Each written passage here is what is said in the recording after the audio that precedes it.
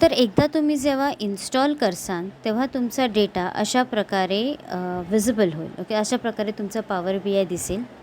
तर जसे बाकी सॉफ्टवेअरचे टॅब्स असतात, फाईल, होम, इन्सर्ट, मॉडेलिंग, हे सगळे टॅब्स तुम्हाला इथे विजिबल होतील. तुम्हाला इथे गेट डेटामध्ये सगळ्यात जास्त जेव्हा पण तुम्हाला डेटा पहिले इम्पोर्ट करायचा आहे, सगळ्यात पहिले आपल्याला गेट डेटामध्ये जायचं आहे. गेट डेटामध्ये गेल्यावर तुम्हाला कळेल तुमच्याकडे खूप सारे ऑप्शन आहे. तुम्ही Excel file, CSV, web, SQL server, databases, दुसरे काही पॉवर BIचे नोटबुक्स असतील, हे सगळे तुम्ही याच्यात इम्पोर्ट करू शकता. ही तुमची मेन विंडो आहे जिथे तुम्ही सगळं व्हिज्युअलायझेशन करसाल.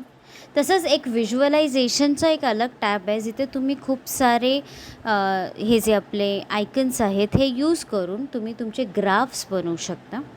तसंच डेटा टॅबमध्ये जेव्हा तुम्ही डेटा लोड करसाल तेव्हा तुम्ही बघसाल ज्या डेटावर तुम्ही काम करत आहात ते डेटा तुम्हाला इथे डिस्प्ले होतं.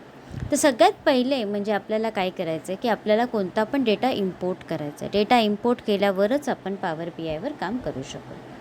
तर आपण इथे डेटा इम्पोर्ट करू. जसं की आपण एक्झाम्पलमध्ये पण सांगितलं की आपण डेली एक्सपेन्स ही फाईल घेऊया.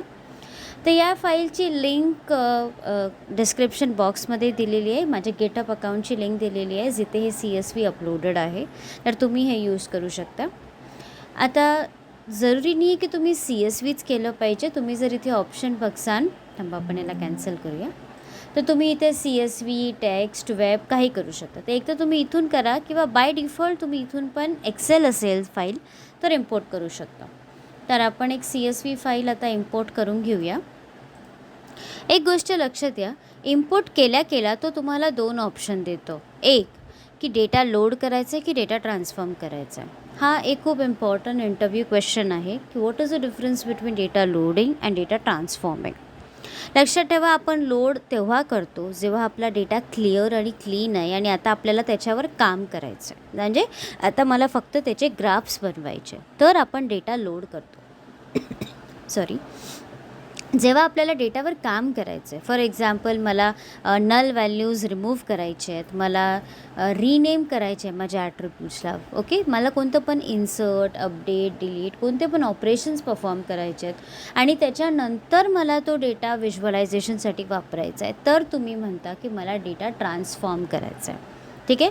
तर तुम्ही डेटा एक्स्ट्रॅक्ट केला, आता तुम्ही डेटा ट्रान्सफॉर्म करणार आणि जेव्हा तुमचं सगळं ट्रान्सफॉर्म संपेल तेव्हा तुम्ही डेटा लोडवर जाता. तर ही एक खूप इम्पॉर्टंट ETL ज्याला म्हणतात, एक्स्ट्रॅक्शन, ट्रान्सफॉर्मेशन, लोडिंग ही प्रोसेस असते. सो पटकन आपण डेटा ट्रान्सफॉर्मवर क्लिक करूया. ट्रान्सफॉर्मवर क्लिक केल्यावर एक दुसरी विंडो ओपन होते ज्याचं नाव आहे पॉवर क्वेरी एडिटर. अगेन हे खूप इम्पॉर्टंट इंटरव्ह्यू क्वेश्चन आहे स्टुडंट्स. तुम्हाला विचारलं जातं की तुम्ही कधी पॉवर क्वेरी एडिटरवर काम केलं आहे का? तुम्ही नेहमी काम केलेलं असतं पण तुम्हाला लक्षात नसतं की यालाच पॉवर क्वेरी एडिटर म्हणतात. तर जेव्हा तुम्ही याच्यावर काम करसाल, तुम्ही डेटा इन्सर्ट, जसं इथे तुम्ही रिनेम करू शकता, दुसरे काही ऑप्शन्स कधी आपण आता बघूया की आपण काय काय याच्यात करू शकतो. पण मला एवढं सांगायचं आहे की जे तुम्ही चेंजेस करणार आहात ते आपण म्हणतो की आपण ट्रान्सफॉर्म टॅबवर जाऊन करतो.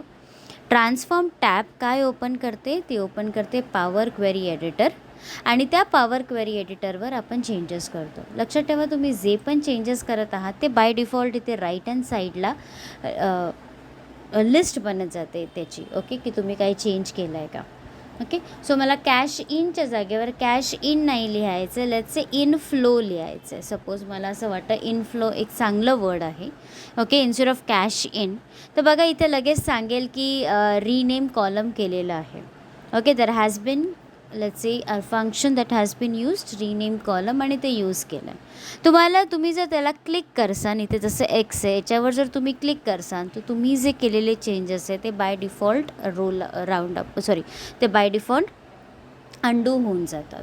ओके, तर अशा तुम्ही खूप सारे गोष्टी करू शकता. तुम्ही डेटा ट्रान्सफॉर्म करू शकतात. तर याच्यावर आपण एक डिटेल व्हिडिओ बनवणार आहोत की काय काय चेंजेस तुम्ही ॲक्च्युली डेटामध्ये केले पाहिजे जेव्हा तुम्ही डेटा इम्पोर्ट करतात. ओके, आणि काय काय ट्रान्सफॉर्मेशनचे चेंजेस आहे आणि जेव्हा तुमच्या ह्या सगळ्या चेंजेस संपतील तेव्हाच तुम्ही डेटा लोडिंगवर गेलं पाहिजे. एक गोष्ट लक्षात ठेवा, तुम्ही ज्या फाईलवर काम करतायत त्याचं नाव इथे आलेलं असतं आणि ते तुम्ही वर्क करू शकता. ठीक आहे, तर भेटूया पुढच्या व्हिडिओमध्ये जिथे आपण वर्क करणार आहोत पॉवर क्वेरी एडिटरवर. ओके, किंवा तुम्ही त्याला ट्रान्सफॉर्म टॅब पण म्हणू शकता. Thank you so much.